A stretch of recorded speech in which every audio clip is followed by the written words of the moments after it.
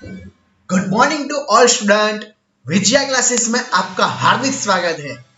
आज हम पढ़ने वाले हैं यानी कि पेपर सॉल्यूशन लेके आए हैं जो नॉर्थ सेट 6 जो अभी रिसेंटली एग्जाम हुआ था जो संडे को। तो आइए बच्चों शुरू करते हैं और प्लीज कमेंट में बताना कि आपके कितने आंसर सही हुए। और हाँ स्टूडेंट, अगर जो मैंने आज का लेक्चर लिया उसमें से अगर कोई क्वेश्चन छूट जाए तो मुझे कमेंट में जरूर बोलना, क्योंकि ये मेमोरी बेस्ड पेपर है ना, इसलिए जो भी मेरे पास आता है उसके हिसाब से मैं कैलकुलेट करता हूँ। तो चलिए बच्चों शुरू करते हैं। आज का पहला जो क्वेश्चन है वो आपके स्क्रीन के सामने। तो first one question is the normal duration of the QRS complex. जो नॉर्मल ड्यूरेशन है क्यूआरएस कॉम्प्लेक्स का कितना होता है नॉर्मली। पहला ऑप्शन क्या है बच्चों, 0.16 सेकंड, 0.004 सेकंड, 0.12 सेकंड या फिर 0.08 सेकंड। तो which is the correct answer बच्चों। तो याद रखना विच is the correct answer. 0.08 second is the two small square is the correct answer. देखो मैं डीप में जाऊंगा तो ज्यादा टाइम लग जाएगा और जितने क्वेश्चन है मैं सॉल्व नहीं करवा पाऊंगा, इसलिए मैं इस लेक्चर में एक ही प्रयास है मेरा कि मैं पूरा क्या आंसर बता दूं आपको। अगर आपको डिटेल में चाहिए सॉल्यूशन तो मुझे कमेंट में जरूर बोलने का, तो मैं उसका डिटेल सॉल्यूशन लेके आऊंगा।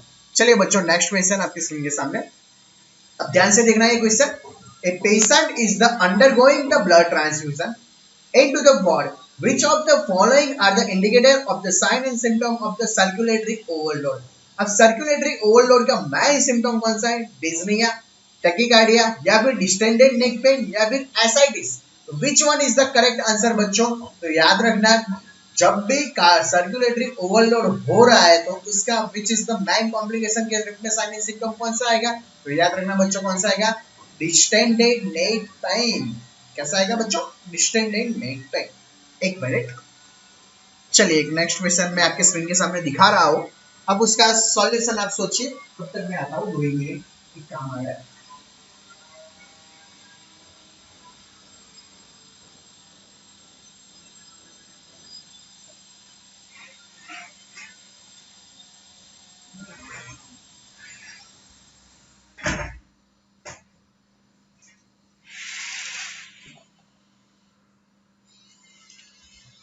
ओके बच्चों, sorry for the disturbance.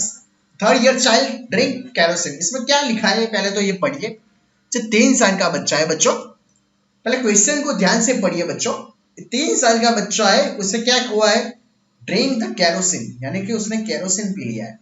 Then priority of the management, पहले क्या करेंगे, गैस्ट्रिक लवास, एक्टिवेटेड चारोकोल देंगे, provide the milk and water and the NPO. अब इस क्वेश्चन का आंसर मेरे हिसाब से अगर बच्चा घर पे है, इसमें मेंशन नहीं किया बच्चों कि घर पे है बच्चा या फिर हॉस्पिटल में, तो मैं उसका 2 आंसर मैं लिख के बताता हूँ। अगर मेंशन किया होगा तो प्लीज मुझे कमेंट में जरूर बताइएगा बच्चों। अगर घर पे है तो हमें क्या करना पड़ेगा, डाइल्यूशन देना पड़ेगा यानी कि प्रोवाइड मिल्क एंड वाटर। क्या करेंगे, अगर बच्चा घर पे ही है तो मिल्क एंड वाटर देंगे। लेकिन अगर बच्चा हॉस्पिटल में है तो हमारी फर्स्ट प्रायोरिटी क्या होगी बच्चों, गैस्ट्रिक लवाज करवाएंगे। क्या करवाएंगे बच्चों, गैस्ट्रिक लवाज। तो ये दोनों आंसर मैंने बता दिए। अगर बच्चा होम पे है, अगर कैरोसिन ड्रिंक कर लिया तो इमीडिएटली प्रायोरिटी मैनेजमेंट क्या करेंगे, डाइल्यूट कर देंगे, इसलिए मिल्क एंड वाटर प्रोवाइड करेंगे। लेकिन बच्चा हॉस्पिटल में है तो हमारी एज अ नर्स पहली प्रायोरिटी कौन सी रहेगी बच्चों, गैस्ट्रिक लवाज की रहेगी। क्या रहेगी बच्चों, गैस्ट्रिक लवाज। चलिए नेक्स्ट क्वेश्चन जो आपके स्क्रीन के सामने दिख रहा होगा। A patient with the burn admitted into the hospital.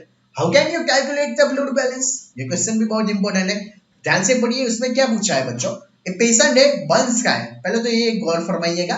Burns का पेशेंट है, एडमिट हो गया हॉस्पिटल में। अब उसका ब्लड बैलेंस चेक कैसे करेंगे, स्किन टर्गर की मदद से, बॉडी वेट की मदद से या फिर इनटेक आउटपुट चार्ट की मदद से। कभी भी ऐसा क्वेश्चन आए बर्न्स के पेशेंट का जो भी हमें ब्लड इनटेक है बैलेंस चेक करने के लिए, intake output is the best indicator. कौन सा आएगा, best indicator is the intake and the output chart. Next one is the position for the lumbar puncture procedure. क्या बोल रहा हूं मैं, लंबर पंचर के लिए बच्चों कौन सी प्रोसीजर आती है। तो मैंने पढ़ाया हुआ था एक बार, लंबर लेक्चर का मेरा पूरा वीडियो है, एक बार देख लीजिएगा। सी शेप पोजीशन होगी, कौन सी आएगी बच्चों, सी शेप पोजीशन आएगी। तो सी शेप में prone position, right lateral, Fowler या फिर लेफ्ट लेटरल।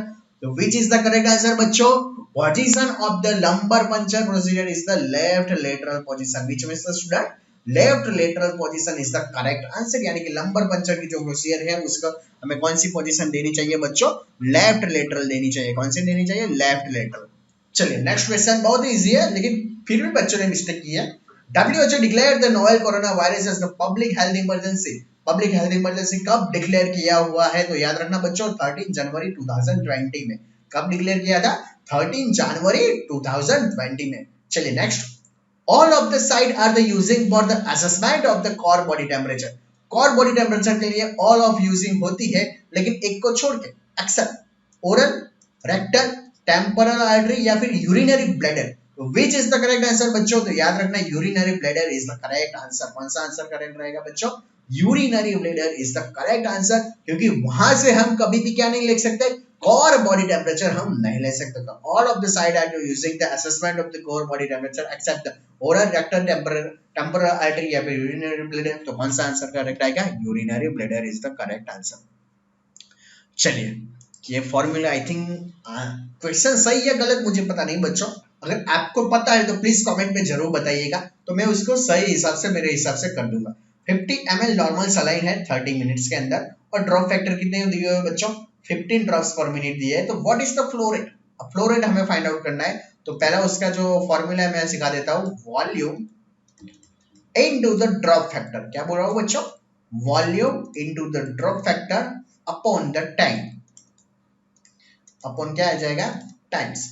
अब वॉल्यूम कितना है बच्चों 50 ml, ड्रॉप फैक्टर कितने हैं बच्चों 15 ड्रॉप पर मिनट है, और टाइम कितना बोला गया है 30 मिनट में, यानी कि 15 इंटू 2 50/2 यानी कि 25। कितना आएगा फ्लो रेट, कितना आएगा, what is the flow rate 25, it's the correct answer. अब ऑप्शन में देख लेंगे बच्चों, अगर इसमें से अगर संख्या में भी कुछ मिस्टेक हो तो एक बार देख लेंगे बच्चों और उसके हिसाब से आंसर देना। मैंने फॉर्मूला आपको बता दिया है, कौन सा आएगा बच्चों, volume into the drop factor upon the time, यानी कि 15 into the 15 and 30 is equal to 25। चलिए नेक्स्ट क्वेश्चन जो आपकी स्क्रीन के सामने दिख रहा होगा, ए child with diarrhoea.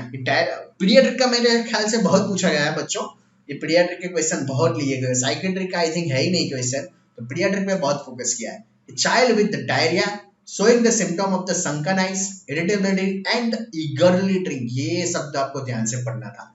eagerly drink का मीनिंग क्या, बहुत ज्यादा पानी के लिए माना गया। water when the offers of what kind of the dehydration, normal तो है ही नहीं बच्चों, क्यों नहीं है, sunken eye हो चुकी है, irritability है, eagerly drink कर रहा है बच्चों, तो mild moderate aggressive, तो which is the correct answer student, moderate dehydration देखने को मिलेगा। कौन सा आएगा बच्चों, मॉडरेटर। चलिए आइडेंटिफाई द फॉलोइंग इमेज। अब कई बच्चों ने बोला है कि एलिस फॉर्सेप और वल्सेलम, अगर स्ट्रेट थी ना बच्चों, अगर ये इमेज में यहाँ पर स्ट्रेट थे तो वो कौन सी आएगी बच्चों, एलिस, लेकिन अगर कर्व थी तो कौन सी आएगी बच्चों, वल्सेलम आएगी। कौन सी आएगी बच्चों, वल्सेलम। तो आइडेंटिफाई द फॉलोइंग इमेज में अगर ये स्ट्रेट है तो which is the correct answer is the Allis forcep. अगर ये कर्व थी, क्योंकि मुझे एग्जैक्टली पता नहीं है, क्योंकि बच्चों ने बहुत कमेंट भी किया और बच्चे बोल भी रहे हैं, स्टूडेंट बोल रहे हैं कि सर स्ट्रेट था, कई बोल रहे हैं कि कर्व था, मैंने कई जगह पर सॉल्यूशन भी देखे, तो दोनों में से कुछ आइडिया नहीं आया, तो मैं दोनों ही बता देता हूँ। स्ट्रेट रहोगी तो क्या होगा, एलिस फॉर्सेप, लेकिन कर्व रहेगी तो कौन सा आएगा बच्चों, vulsellum is the correct answer. कौन सा आएगा, vulsellum is the correct answer. चलिए नेक्स्ट क्वेश्चन आपकी स्क्रीन के सामने दिख रहा होगा बच्चों, identify the jet track technique of the IM injection. दिख रहा है ना, मैंने इमेज दिखाई दी है, ये क्या है, identify the image jet track technique of the IM injection, ऐसा इमेज दिया गया होगा, ये दिख रहा है ना, ये कितना है 90 डिग्री एंगल है, और कौन सी टेक्निक बताइए मैंने आपको पढ़ाया हुआ था, जेट ट्रैक। कौन सी आएगी बच्चों, जेट ट्रैक आएगी। कौन सी स्टूडेंट, जेट ट्रैक। चलिए नेक्स्ट क्वेश्चन जो आपके स्क्रीन के सामने दिख रहा होगा, the percentage and the flow of oxygen. क्या बोल रहा हूँ, the percentage and the flow of the oxygen into the red color Venturi mask। अब Venturi mask आ गया तो रेड कलर का कौन सा आएगा बच्चों, स्टूडेंट 40% एंड 10 लीटर पर मिनट आएगा। कितना आएगा, 40% है, यानी कि एक ही कलर कोड नहीं है, खास है, कौन कौन से है, ग्रीन भी है, रेड और ऑरेंज भी है, ऑरेंज या रेड दोनों एक ही है, तो सही कई सारे आपको देखने को मिल सकते हैं, तो आपको पता होना चाहिए। Percentage of the flow of the oxygen into the red colour of the venturi mask कौन सा आएगा बच्चों, 40% एंड कितना आएगा 10 लीटर पर मिनट आएगा। कौन सा आएगा 10 लीटर पर मिनट। एक मिनट में हटा देता हूँ क्योंकि ये थोड़ा सा अच्छा नहीं दिख रहा है। ओके चलिए बच्चों next question. Okay this is the very important. Maximum Bharat Ratna क्या बोल रहा हूँ, maximum Bharat Ratna student given into the which year, कौन सी साल में सबसे ज्यादा दिए और कितने दिए बच्चों 5। ये भी बोल देता हूं मैं 5 दिए और कब दिए 2024 में दिए। कब दिया है बच्चों 2024 में। Hypocalcaemia is the earliest sign, hypocalcaemia का अर्लीस्ट साइन कौन सा आएगा ट्वीचिंग बच्चों याद रखना। What is the main early sign of the hypocalcaemia, तो याद रखना ट्वीचिंग, नेगेटिव जॉयस्टिक नहीं आएगा, वीकनेस नहीं आएगा, डीप टेंडन रिफ्लेक्सेस में से कोई नहीं आएगा। Twitching is the earliest sign of the किसका आएगा बच्चों स्टूडेंट हाइपोकैल्सीमिया। चलिए नेक्स्ट क्वेश्चन। ओके प्लीज मेरे वीडियो को लाइक और चैनल को सब्सक्राइब नहीं किया तो सब्सक्राइब कर दीजिए क्योंकि ये बहुत इंपॉर्टेंट है। अब आने वाले समय में 2 या 3 दिन में ESIC के स्पेशल एमसीक्यू सीरीज लाने वाला हूँ और क्रैश कोर्स भी लाने वाला हूँ और प्रीवियस ईयर के जो भी नॉटसेट के जो क्वेश्चन पेपर है वो भी मैं सॉल्व करवाने आने वाला हूँ और वो भी बिल्कुल फ्री में। और कुछ 15 दिनों के बाद मैं एमसीक्यू सीरीज भी लाने वाला हूँ और उसके हिसाब से जो बच्चा फर्स्ट या सेकंड नंबर आएगा तो उसको मैं गिफ्ट भी देने वाला हूँ। तो प्लीज कॉपरेट कीजिए, मुझे भी मोटिवेशन मुझे मिल जाएगा अगर आपने मेरे चैनल को सब्सक्राइब कर दिया तो चलिए नेक्स्ट क्वेश्चन आपकी स्क्रीन के सामने देखते हैं। Patient is the body temperature is the 103 Fahrenheit, 103 Fahrenheit बोल रहा हूँ। हार्ट रेट कितना 110, रेस्पिरेशन रेट कितना 23, बीपी कितना होगा 132 by the 66। Priority vital sign first, तो इसमें से देख लीजिए कि कौन ज्यादा दिख रहा है। Heart rate is the normal, respiratory rate normal है, बीपी नॉर्मल है, कौन सा इंपॉर्टेंट फैक्टर जो इंक्रीज या डिक्रीज है तो फ़ारेनहाइट वाला यानी कि टेम्परेचर। तो हमें क्या देखना चाहिए फर्स्ट एक्शन पेशेंट के जो टेम्परेचर है वो, क्योंकि हार्ट रेट इतना ज्यादा नहीं है 23, रेस्पिरेटरी रेट इट्स ओके और बीपी भी इतना है। तो याद रखिएगा विच इज द करेक्ट आंसर, याद रखना 103 पेशेंट। चलिए next. In the emergency, patient with the BP is the 120/66, pulse 88, SpO2 99 and the erythrocyte respiratory rate is the 23। Triage system, इसमें से ट्राई सिस्टम कौन सा रहेगा। इमरजेंसी में पेशेंट आया, ब्लड प्रेशर भी नॉर्मल है, पल्स रेट भी 88 इज ओके, SpO2 99 है, ERR 23 is the triage system यानी कि है क्या तो थोड़ा सा बीपी या फिर बोल सकते हैं जो रेस्पिरेटरी रेट है वो 23 है, ई नहीं है सॉरी, रेस्पिरेटरी रेट है कितने है 23 है। तो जनरली मैं बोलूँ तो इमरजेंसी में आया हुआ है तो उसका रेस्पिरेटरी रेट है थोड़ा सा प्लस और माइनस हो सकता है। तो इसमें कौन सा आएगा ग्रीन इज द बेस्ट, क्योंकि होम मैनेजमेंट नहीं करेगा, उतना सीरियस कुछ दिखाया नहीं है। अगर सीरियस होता तो ब्लड प्रेशर ज्यादा होता, पल्स रेट डाउन हो गई होगी, SpO2 80 से कम होता है तो हम बोल सकते हैं कि उसका करेक्ट आंसर। चलिए नेक्स्ट क्वेश्चन आपकी स्क्रीन के सामने। The nurse is assessing, nurse क्या कर रही है असेसिंग कर रही है पेशेंट को। सस्पेक्टेड डायग्नोसिस कौन सा है हाइपोकैल्सियम, हाइपोकैल्सियम में बहुत क्वेश्चन पूछा है। Which manifestation would the nurse accept to note into the child, तो नेगेटिव ट्विचिंग नहीं आएगा क्योंकि twitching is the correct answer हो सकता है। पॉजिटिव ट्रोसिस साइन यस ये आ सकता है, हाइपोएक्टिव डीप टेंडन रिफ्लेक्सेस ये नहीं आ सकता, नेगेटिव चॉपस्टिक साइन वो भी नहीं आता। Which is the correct answer student, positive Trousseau sign is the correct answer in case of the hypocalcemia patient, hypocalcemia का डायग्नोसिस है तो। चलिए नेक्स्ट क्वेश्चन। मैं उसका डिटेल में सॉल्यूशन नहीं बता रहा हूँ, अगर आपको चाहिए तो प्लीज मुझे कमेंट में जरूर बोलिएगा कि डिटेल सॉल्यूशन सर चाहिए तो मैं उसका डिटेल सॉल्यूशन लेके आ जाऊंगा। Which oxygen delivery method is the commonly used during the emergency or the when immediate high oxygen concentration are required, कौन सा ऑक्सीजन मास्क की बहुत जरूरत पड़ेगी जब हमें ऑक्सीजन की अमाउंट ज्यादा बढ़ानी है। तो याद रखना बच्चों नॉन रीब्रीदर मास्क, कौन सा आएगा नॉन रीब्रीदर मास्क आएगा। चलिए नेक्स्ट क्वेश्चन जो आपके स्क्रीन के सामने बहुत ही इजी है। A patient is the admitted into the hospital with the headache and the weakness since the last 3 days, 3 दिनों से क्या हो रहा है बच्चे को पेशेंट को सॉरी हेडेक वीकनेस है और now the patient show the symptom of the fever related to health care associated infection means. अब हेल्थ केयर एसोसिएटेड इन्फेक्शन का मीनिंग क्या पूछा गया है। Day second of the HAI यानी कि hospital acquired infection, day 1 of the hospital acquired infection before the admission in the hospital, ये तो आएगा ही नहीं। After the 2 days of the infection, तो याद रखना 2 day यानी कि कभी भी हॉस्पिटल के अंदर जाओ और उसके रिलेटेड इन्फेक्शन होगा तो कितने दिन में लग सकता है 2 दिन यानी कि 48 आवर्स के अंदर, कितने 48 hours.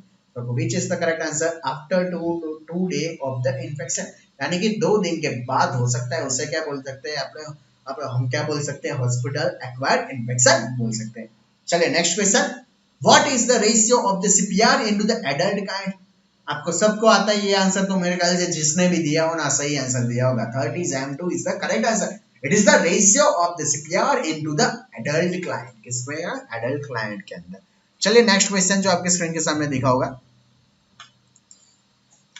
You as a nurse, क्या बोल रहा हूँ? You as a nurse on duty and asked to measure the BP on the adult while choosing the cuff. You make sure first the correct ratio of the bladder into the length and the width. Correct ratio कौन सा आएगा बच्चों? तो major करने के लिए तो easy answer है, कौन सा आएगा? 2/1। डबल कर दीजिए ना, क्यों? क्योंकि you as a nurse on the duty you to measure the BP on the adult while choosing the cuff. You make sure the correct ratio of bladder into the length and width कितना रहना चाहिए? 2/1 रहना चाहिए। A nurse into the emergency should be aware that forcefully ventilation through the ET tube can cause. Forcefully हम ventilation देंगे किसकी सहायता से? ET ट्यूब की सहायता से, तो उसकी वजह से क्या होने की संभावना ज्यादा रहेगी? COPD तो नहीं होगा, एस्पिरेशन भी नहीं, डायफ्रैगमेटिक हर्निया भी नहीं हो सकता, न्यूमोथोरैक्स, क्योंकि लंग्स कोलैप्स होने की संभावना सबसे ज्यादा होगी बच्चों। क्यों? अगर हम फोर्सफुली वेंटिलेशन देंगे तो उसका इफेक्ट डायरेक्टली कहां पर पड़ेगा बच्चों? लंग्स के ऊपर पड़ेगा। कहां पर होगा? लंग्स के ऊपर। चलिए नेक्स्ट क्वेश्चन जो आपके स्क्रीन के सामने होगा, according to the IMNSI, according to the कहां पर? IMNSI, what is the danger sign? Unable to breast feed, irritable, continuously fever या फिर वॉमिटिंग। तो which is the correct answer? Unable to breast feed. कौन सा आएगा बच्चों? Unable to breastfeeding is the correct answer according to the IMNSI. What is the danger sign of the sick child? तो danger sign कौन सा रहेगा? Unable to breastfeed, यानी कि breastfeeding नहीं करवा सक। चलिए नेक्स्ट क्वेश्चन, एक पेशेंट की बात हो रही है, एडमिट हो रहा है कहां पर? With the right breast cancer post mastectomy. जो भी ब्रेस्ट कैंसर वाला पेशेंट है उसको क्या कर दिया गया है? पोस्ट मास्टेक्टॉमी करवाया गया है। In the surgical unit while the taking the patient vital sign, which of the following should be consider? अब हमें क्या ध्यान रखना चाहिए? एक पेशेंट है बच्चों, ब्रेस्ट कैंसर का है, तो उसको क्या करवा दिया? मास्टेक्टॉमी करवा दिया। अब हमें क्या ध्यान रखना चाहिए जब भी हम वाइटल साइन ले रहे हो? तब check the blood pressure from the right arm, check the pulse from the right index finger, check the blood pressure from the left arm, या फिर check the pulse rate from the right side. अब ये बात ध्यान रखिए, मास्टेक्टॉमी कहां से की है ये ध्यान रखिए। तो कहां से हुई है? Right breast cancer. राइट है तो ऑब्वियसली राइट साइड में हम कुछ नहीं कर सकते, तो कहां पर करेंगे? लेफ्ट साइड में करेंगे स्टूडेंट। तो चेक द ब्लड प्रेशर कहां से लेंगे हम? From the left arm. कहां से लेंगे? फ्रॉम द लेफ्ट आर्म से लेंगे। चलिए student next question, what behaviour therapy, कौन सी behaviour therapy would work best to relieve pain into the patient with the muscle tension and the spasm? तो कौन सी आएगी? रिलैक्सेशन आएगी। कौन सी आएगी? Relaxation. A child undergo the venipuncture is the prescribed the amla cream for the anesthesia. कौन सी cream? amla cream from the anesthesia. When will you apply? ये amla cream हम कब अप्लाई करनी चाहिए? तो याद रखना स्टूडेंट, कई बुक में कई आंसर अलग अलग है, लेकिन ये is the accurate answer 60 minutes before the procedure. कितने? 60 मिनट्स बिफोर द प्रोसीजर, यानी कि 60 मिनट से पहले हमें कौन सी क्रीम? amla cream को अप्लाई करना चाहिए। तो याद रखना, it is the child is the undergoing the venipuncture, it is prescribe the which cream? amla cream for the anesthesia. When will you apply this cream? तो 60 minutes before the procedure।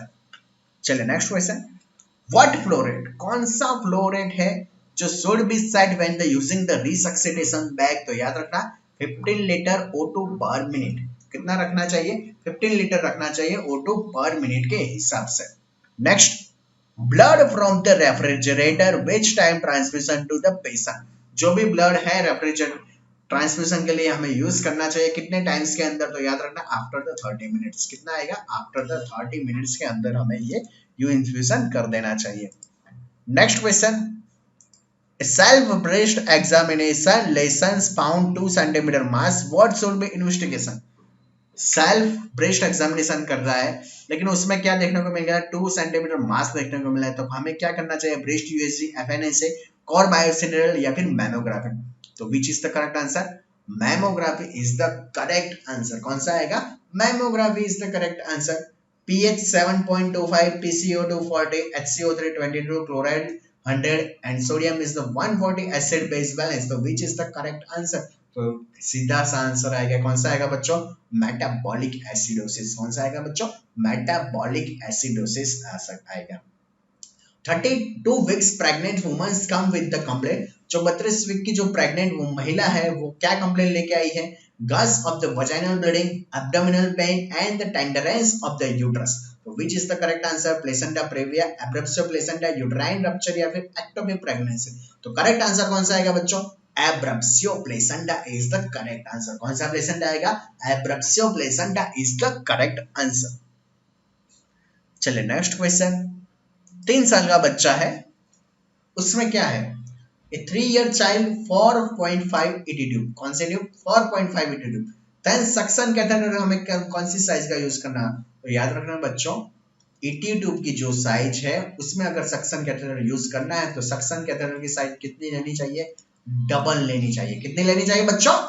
Double लेनी चाहिए, यानी कि 4.5 into 2 यानी कि कितने आएगा? 8 से ऊपर आएगा, यानी कि 10 ले सकते हैं। कितना ले सकता है? 10 is the correct answer। कौन सा आंसर आएगा? 10। Patient with the vaginal bleeding and the cystic mass into the ovary with the carcinoma A 125, then the diagnosis is the। आप सबको लग रहा है ओवरिन कैंसर है, यानी कि नहीं बच्चों, याद रखना जब तक ऑप्शन में पहले पूरे पढ़ लीजिए, पहले ऑप्शन तो पढ़िए, ऑप्शन पढ़ने के बाद ही उसका आंसर दीजिए। ऑप्शन में क्या लिखा हुआ है? सीरस सिस्टेडोमा लिखा हुआ है। क्या लिखा हुआ है? Serous cystadenoma. तो serous cystadenoma is the correct answer.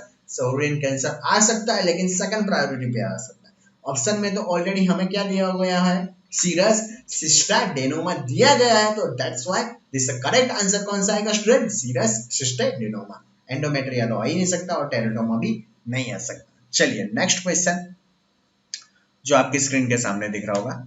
A patient with the road traffic accident. Emergency में एक पेशेंट है, उसका क्या हो गया है? रोड ट्रैफिक एक्सीडेंट हो चुका है। बीपी कितना है? 120/62, SpO2 99। आई थिंक मैंने ये पढ़ा लिया है। तो कैटेगरी कौन सी आएगी? मैंने अभी पढ़ाया था, कौन सी आएगी? ग्रीन आएगी। कौन सी आएगी? Green. If A 3 month old baby, 3 month का जो बेबी है, नेजल सीपेप चल रहा है, तो हाउ टू फीड बेबी? अब इसको बेबी को फीड कैसे करवाएंगे? ब्रेस्ट फीड तो करवा ही नहीं सकते, आईवी भी नहीं, नॉट रिमेंबर, तो ट्यूब फीडिंग, यानी कि tube feeding is the correct answer, क्योंकि 3 महीने का ही बच्चा है ना, 3 मंथ्स का बेबी है, उसको क्या चल रहा है? सीपेप मास्क चल रहा है, तो हम कैसे करेंगे फिर? Tube feed is the correct answer. If the hypocalcaemia 7 mg per day, then ECG symptom कौन सा आएगा बच्चों? तो याद रखना प्रोलॉन्ग्ड QT इंटरवल आएगा। कौन सा आएगा स्टूडेंट? प्रोलॉन्ग्ड क्या देखने को मिलेगा? QT इंटरवल देखने को मिलेगा। किसमें? हाइपोकैल्सीमिया में। फिर से देखिए कौन सा क्वेश्चन, सॉरी कौन सा क्वेश्चन सबसे ज्यादा आ रहा है? तो कौन सा आ रहा है? हाइपोकैल्सीमिया का जो क्वेश्चन है वो बहुत एग्जाम में पूछा गया है। तो चलिए next question. Which oxygen method, कौन सी oxygen method waste minimum oxygen? ऐसी कौन सी ऑक्सीजन मेथड है जो ऑक्सीजन का वेस्ट सबसे कम करती है? तो कौन सी आएगी? Non rebreather mask. कौन सा आएगा student? Non rebreather. Next, a child with the chemotherapy the nurse should be follow this action. Nurse को हमें बोलना चाहिए पेशेंट को कि ये सारी चीजें फॉलो करे, एक्सेप्ट यानी कि एक को छोड़ के। हैंड वॉशिंग करना ही चाहिए ना बच्चों, yes. Avoid crowded places, yes वो भी करना चाहिए। ब्रशेस 2 टाइम्स नहीं, ये नहीं करना चाहिए। तो which is the correct answer? Option C is the correct answer. A person who pretends, यानी कि प्रिटेंड्स कर रहा है, to have the more knowledge और the skill that he really has, जो अपनी स्किल है उसके ज्यादा वो बोल समझता है कि नहीं मेरी तो इतनी ज्यादा है, इतनी तो है, एक्चुअली में जो होती है वो नहीं है, उससे ज्यादा वो मानता है कि नहीं मुझसे तो उससे भी ज्यादा है। तो उसका आंसर कौन सा आएगा? चार्लेटन आएगा। कौन सा आएगा स्टूडेंट? चार्लेटन आएगा। कौन सा? चार्लेटन। मैं फिर से बोल रहा हूँ, मैं डिटेल में नहीं जा रहा हूँ। अगर आपको डिटेल लेक्चर इसका चाहिए तो प्लीज मुझे कमेंट में जरूर बोलिएगा, तो मैं उसका डिटेल सॉल्यूशन के साथ में लेके आऊंगा। चलिए, व्हाट ड्रग, कौन सी ड्रग है जो नॉट इंजेक्टेड करेंगे treatment into CSF at the lumbar puncture? Lumbar puncture के लिए हमें कभी ये ड्रग यूज नहीं करेंगे, लोकल एनेस्थेटिक करेंगे, एंटीबायोटिक करेंगे, स्टीरॉइड करेंगे, लेकिन एंटी इंफ्लेमेटरी ड्रग को हम यूज नहीं करेंगे। तो which is the correct answer? Anti inflammatory drugs. Next, zinc supplements is given to the child. Zinc supplement देना है बच्चों को, क्यों? तो इजी आंसर है reducing the severity of the diarrhoea as well as the duration of the episode, यानी कि जो भी डायरिया के कंडीशन को ट्रीट करने के लिए हमें कौन सी ड्रग्स देनी चाहिए, जिंक सप्लीमेंट। और जिंक सप्लीमेंट किसके साथ देंगे हम बच्चों, ओआरएस के साथ। Next colostomy care, colostomy care में कौन सा आंसर सही है, empty stoma with the sterility maintain, ऐसा कुछ होता ही नहीं। Irrigate the stoma with the anaesthetic, नहीं। तो which is the correct answer, emollient apply, क्या अप्लाई करना चाहिए, एमल्यूएंट अप्लाई करना चाहिए अराउंड द स्टोमा साइज, जहां भी स्टोमा साइज है वहां पर क्या करना चाहिए, एमल्यूएंट अप्लाई करना चाहिए। कहां पर, स्टोमा जहां पर है वहां पर क्या अप्लाई करना चाहिए, एमोलिएंट को हमें अप्लाई करना चाहिए। नेक्स्ट क्वेश्चन, आफ्टर डिलीवरी, ये क्वेश्चन भी बहुत है, ये भी पीडियाट्रिक का है। देखा पीडियाट्रिक का कितना अच्छा आ चुका है। After delivery the Apgar score is the first minute is the 7 Apgar score है। मेकोनियम स्टेन देखने को मिल रहा है माउथ के साइड में, तो सीधी सी बात है मेकोनियम स्टेन दिख रहा है तो उसको सक्लेन करना चाहिए कि नहीं, ये सुनो सीधा आंसर है।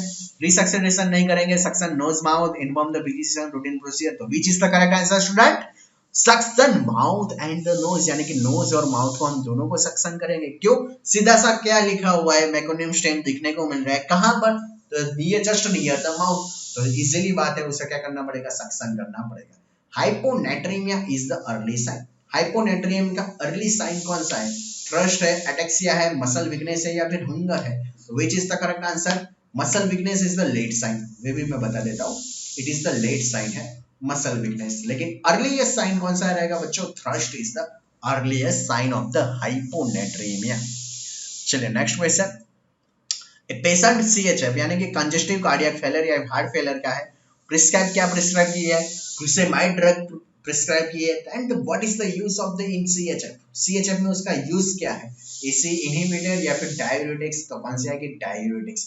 तो डाययूरेटिक्स कौन सी है, फ्यूसेमाइड है, वो लूप डाययूरेटिक्स है, और वो वर्क किस पे करती है, तो याद रखना वो work on the loop of Henle पर वर्क करती है, यानी कि नेफ्रॉन पर ये मेनली ये ड्रग इफेक्ट करती है। और वो क्या करती है स्टूडेंट, वो भी याद रखना, जो सोडियम या पोटेशियम उसका जो भी रीअब्जॉर्प्शन है उसे क्या कर देती है, करवाती ही नहीं है, क्या करती है, रीअब्जॉर्प्शन को क्या कर देती है, प्रोसेस होने ही नहीं देती, यानी कि रीअब्जॉर्प्शन होने ही नहीं देता, उसे क्या बोलते हैं, क्या करते हैं, कौन सी ड्रग आएगी, डाययूरेटिक, और डाययूरेटिक में उसका नाम क्या रहेगा, पता चल गया कौन सी आएगी, furosemide. It is the work कहां पर करेगी, लूप ऑफ हैनले पर वर्क करेगी, और किसका रीअब्जॉर्प्शन नहीं होगी, सोडियम या कोई और भी वाटर जो भी देखने को मिलते हैं उसे क्या होना चाहिए, वाटर या फिर सोडियम को रीअब्जॉर्प्शन नहीं होने देती, दैट्स व्हाई इजीली मेंटेन हो जाए, कार्डियक का वर्कलोड वो क्या कर देती है, कम कर देती है। How to measure the length of the oral cavity, oral cavity की जो लेंथ है, मुझे ऑप्शन आई थिंक नहीं मिला इसलिए मैंने ऑप्शन नहीं लिखे, अगर आपको पता है तो प्लीज कमेंट में जरूर करिएगा। तो ओरल कैविटी के जो कॉर्नर यानी कि माउथ कॉर्नर से हम मेजर करेंगे, कहां से स्टूडेंट, माउथ कॉर्नर से मेजर करेंगे, और कहां पर आएंगे, मैंडिबल के प्रोमिनेंस के, कहां पर, मैंडिबल प्रोमिनेंस। और दूसरा अगर कुछ हो तो फिर क्या बोल सकते हैं, कैनिन कहां से आएगी, सॉरी कैनिन जो टीथ होते हैं वहां से लेके कहां पर होगी, मैक्सिलरी प्रोमिनेंस के वहां से। तो इसमें से जो भी करेक्ट आंसर है वो आप लिख सकते हैं, माउथ के कॉर्नर से कहां पर, मैंडिबुलर जो प्रोमिनेंस है वहां पर, या फिर कैनिन से कहां पर, मैक्सिलरी के।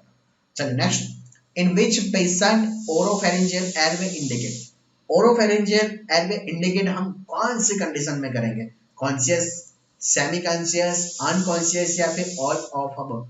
कई स्टूडेंट को ऐसा लग रहा है ऑल ऑफ अबव, लेकिन नहीं, कॉन्शियस है, हमारे जैसे कॉन्शियस है ना, आप कॉन्शियस हो, मैं कॉन्शियस हो, तो हमें क्या लगवाने की जरूरत पड़ेगी, नहीं, oropharyngeal airway is not indicated, which is the correct answer, unconscious is the correct answer.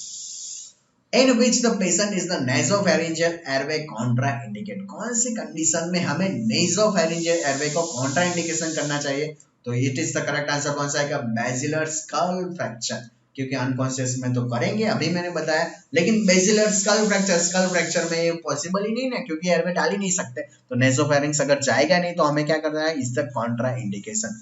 Next question ये भी बहुत इंपॉर्टेंट है, ये पीडियाट्रिक रिलेटेड बोल सकते हैं, DPT vaccine kept into the deep pressure and the granule sperm, अगर हमने डीपीटी वैक्सीन रखी है कहां पर, डीप प्रेशर में, लेकिन क्या फॉर्म हो चुका है, ग्रैन्युल्स फॉर्म हो चुका है, then what can we do, हम क्या करेंगे, क्या करेंगे, डिस्कार्ड वैक्सीन करेंगे, रीयूज करेंगे, keep at the room temperature for the reuse, यानी कि रेफ्रिजरेटर में रख लेंगे, तो which is the correct answer, discard the vaccine, vaccine को क्या कर देंगे हम, डिस्कार्ड ही कर देंगे, क्योंकि स्वाभाविक जो सीधी सी बात है ग्रेन्युलर फॉर्म हो चुके हैं, तो ये हमारे कुछ काम के नहीं, हम बच्चे को देंगे तो वो भी साइड इफेक्ट ज्यादा कर देगा, तो बेटर वही है, क्या कर देंगे हम उसे, डिस्कार्ड द वैक्सीन।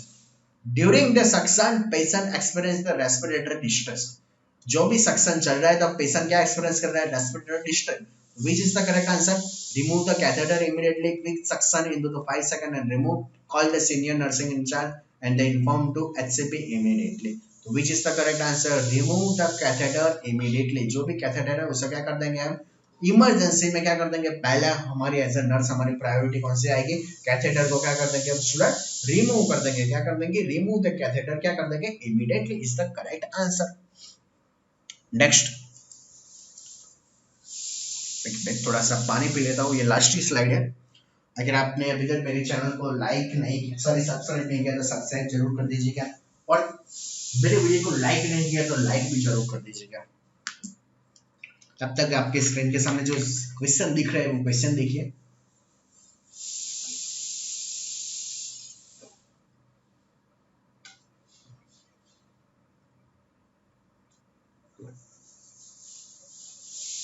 ओके, चलो नेक्स्ट क्वेश्चन हम देख लेते हैं, ये लास्ट ही क्वेश्चन है सर, आई थिंक मजा आया होगा, और अगर आपने पेपर दिया है ना नॉट सेट का तो प्लीज मुझे कमेंट में जरूर बोलिएगा कि कैसा गया आपका क्वेश्चन पेपर, और कैसा था, इजी ये था, हार्ड लगा, और आपके कितने सही आंसर है, तो मजा आएगा चलो जानने के लिए।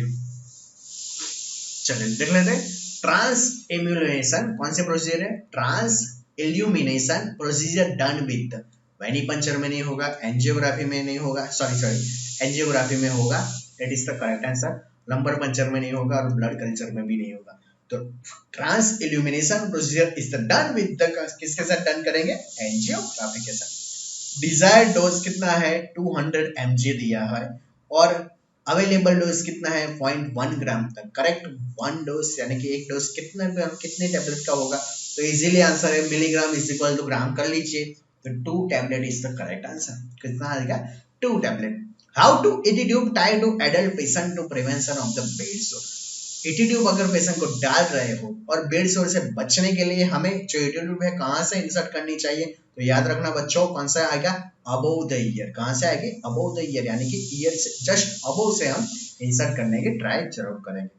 3 ईयर का जो बच्चा है उसका जो बेस्ट कॉम्प्लीमेंट्री फीडिंग है वो कौन सा है, ऑब्वियसली एक बात बता दो, 6 मंथ तक तो हम क्या करेंगे, breast feeding, exclusive breast feeding. अब 6 मंथ से आगे का जो है वो कौन सा आएगा, विनिंग डाइट, लेकिन विनिंग डाइट में हमेशा याद रखना शुरुआत में तो हम लिक्विड डाइट देंगे, उसके बाद सेमी सॉलिड, और उसके बाद ही क्या देंगे हम, सॉलिड देंगे। तो अब ये तो कितने साल का है, 3 ईयर का है, तो देख लेते हैं, बनाना मैश, दाल वाटर, फ्रूट जूस और द बॉइल्ड सॉफ्ट कैरेट। ये फ्रूट जूस तो नहीं आएगा, क्यों नहीं आएगा, क्योंकि 3 साल का है, 6 महीने के बाद तो हम यूजुअली लिक्विड स्टार्ट कर ही देते हैं ना, तो फ्रूट जूस से उससे लेना देना है नहीं।